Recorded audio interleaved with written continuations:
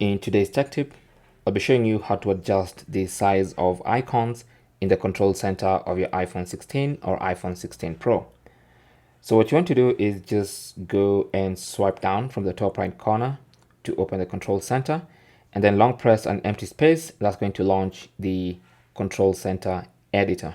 Okay, now here you can just pick any icon. So for instance, if I can pick the touch icon, you can see there's a little handle, almost looks like a handle at the bottom right side of the icon. Now if I can just grab that carefully, let me try and grab it again, long press on it, and now I can drag that and adjust the size of that particular icon. Okay, so now if I tap on empty space, I now have a big touch icon. Okay, so that's basically how you can adjust the size of icons in the control center of your iPhone 16 and iPhone 16 Pro. Now, this is not only exclusive to iPhone 16s. You can use this feature on older iPhones as long as they're running iOS 18. But this tutorial is obviously done on the 16 Pro Max. Thanks for watching.